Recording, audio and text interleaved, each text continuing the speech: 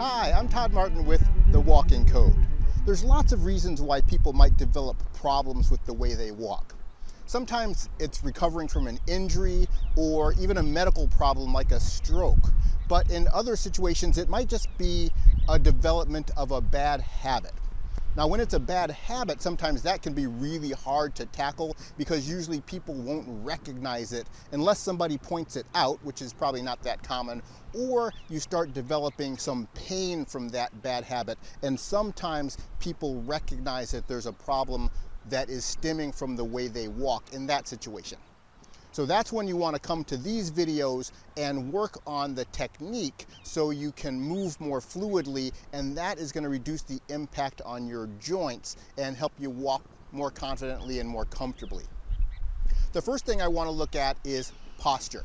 If you don't have good posture, your walk is not going to be correct. Posture and walking are intricately linked.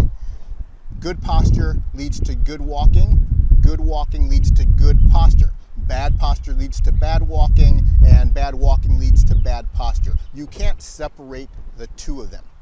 So for good posture, what we want to start with is the head elevated, eyes gazing straight forwards, not looking at the ground. If you find that you're standing or walking and you're looking at the ground in front of you rather than at the horizon, you've probably got a posture issue.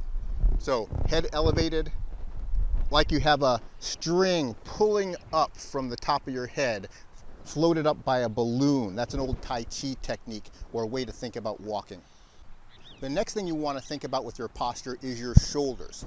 Your shoulders should not be hunched forward, and they also shouldn't be pulled back like kind of a military posture. They should be back and down in a relaxed fashion, just sunk into the socket here. And you should notice that when your shoulders are in the right position, your palms are facing the side of your thighs and not the front of your thighs. And you should also not feel pull back in your shoulder blades. The shoulder blades should feel relaxed. So chest relaxed, shoulder blades relaxed, arms in the socket and down so the palms are facing the side, not hunched forward. Now we go down to our pelvis. For good posture, you want your pelvis to be in a level position. Level means it's not tilted back. This is called a posterior pelvic tilt, and not tilted forward. That's called an anterior pelvic tilt. Both of those misalign the spine and can lead to pain. If you're going to think about your pelvis like a bucket of water, you don't want it tipping water out the front or tipping water out the back. That is a level pelvis. Now I'm going to step back and show the feet. When you're standing with normal posture, you want to have your feet relatively facing straight forward. If you're just standing and you have a slight turnout in your feet, that's also not a problem. But if you're walking with a turnout in the feet, then you've got a challenge. So it's really good to make a habit of standing with your feet facing parallel to one another in a straight line. Once you've got your posture in place, the next thing I want you to look at is your arm swing. Arm swing is a reflection of what's going on in your core when you walk. Now I know when you walk, it seems like the core isn't doing anything, but really all of the motion from walking is generated in your core. And that means your upper spine rotation, your lumbar spine rotation, and your hip joints. When your core is moving properly, your arms are going to swing in a nice relaxed fashion in a forward direction. So they move forward and then they drop back passively. Forward and drop back passively. They should not be pulling back. So the primary motion is forward and relax, not backwards like this. You also want to make sure your arms are not swinging across the body. And you want to make sure that your arms are swinging with a significant amplitude. Significant amplitude means when you're walking, the arms should really be moving in a nice fluid fashion. If your arms seem like they're hanging and not really doing very much, that means you're probably not activating your core And you're probably also going to be taking really tiny steps like this if you don't see your arms swinging. The arms should really parallel what's going on in your legs, but on the opposite side. So when my left leg is going forward, my right arm is going forward, and when my right leg is going forward, my left arm is going forward. What I want you to do is practice, because getting a conscious feel of the arm swing when you walk can really help improve your walking technique. Most of us walk completely unconsciously. We don't even give it a second thought, and then we're going to be more vulnerable to problems.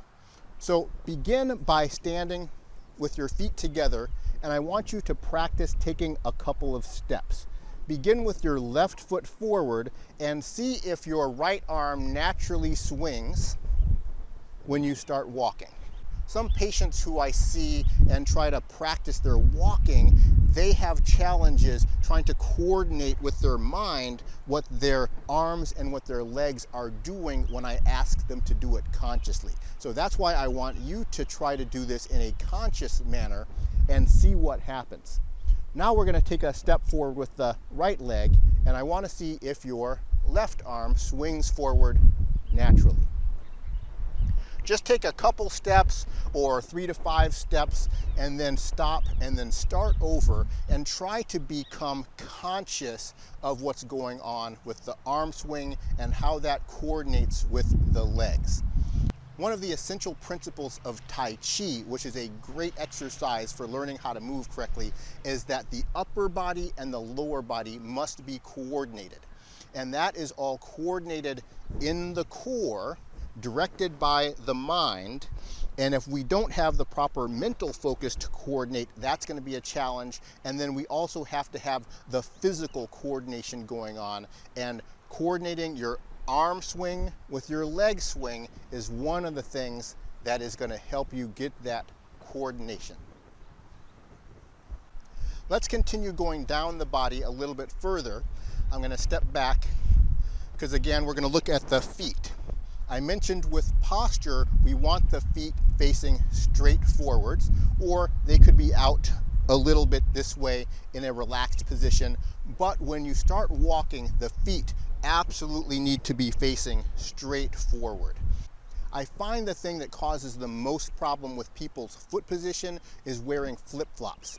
You can go outside any day of the week and walk behind people who are walking in flip-flops, and 90% of them will have their feet turned out like this. And that changes the nature of the walk. So instead of walking normally, they walk like this, and you will see that all the time. And that is because flip-flops will fly off your feet if you actually walk with a normal leg swing. So people subconsciously start turning their feet out, and that becomes a big challenge. So if you are having a problem with the way you walk, or you're just trying to assess the way you walk, make sure to look down at how your feet are aligned when you're doing it. Now, of course, you don't want to look down while you're walking, but you can take a few steps and then just kind of glance down and see whether your feet are facing straight forward or see if they're facing out at an angle, because that's something that would really need to be corrected if you're doing that. Once you have your foot alignment correct, and that also goes along with proper knee alignment. So when my feet are facing straight forward, my knees are facing straight forward, my hip joints are facing straight forward, and that alignment makes all of the bones and joints move how they're designed to move. That's going to reduce wear and tear and stress on those joints that can lead to pain over the course of time. Once we have the alignment down, we want to look at the impact. So that is how our feet are placing on the ground with each step. When we step, what we want to see is the leg swing naturally out in front of the body and pause right before you bring the heel to the ground. What you don't want to do is push into a crash where you land abruptly with high impact on the heel. What you want to do is have the foot swing naturally through, and I'm not taking a real step here, I'm just going to pause in midair, and then you want to turn with your core to bring your heel down in a controlled fashion, and then you're going to change weight and swing through. Then you're going to bring the next foot down, change weight, swing through. And we continue to alternate. Heel placement, roll down, swing through. That is really important, and one of the ways you can gauge that is by the sound of your foot strike. If you walk with a pitched forward posture, or for other reasons you're crashing into your heel, you're going to have a fairly loud impact on the ground, and you might notice that, or other people might notice that, but you can listen for it and judge how quietly you're walking. You should be able to walk on a hard surface and hardly hear your foot impacting the ground. Now on grass or dirt, that's really easy, but even on a hard surface, you should be able to walk with very little sound of the impact. It's a very light placement of the feet. My heel comes down in a controlled fashion. At no point in time am I controlled by gravity, making me fall forward into the step. If like gravity is pulling you forward into the step, it means you're probably not rotating your core properly. When we walk, the core needs to rotate, and I mean the upper part of the core, this part here that is causing the arms to swing, that is all done by rotation.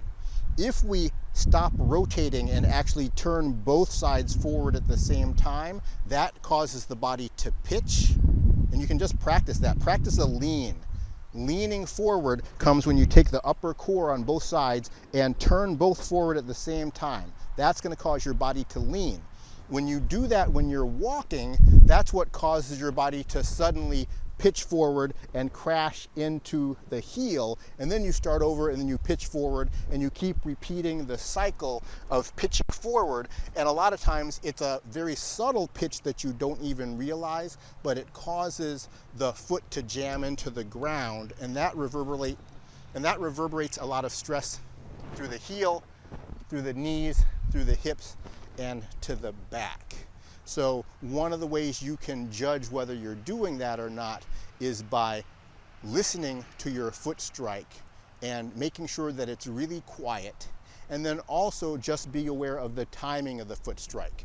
You should feel like you have a pause and a lower, pause and lower, pause and lower, pause and lower.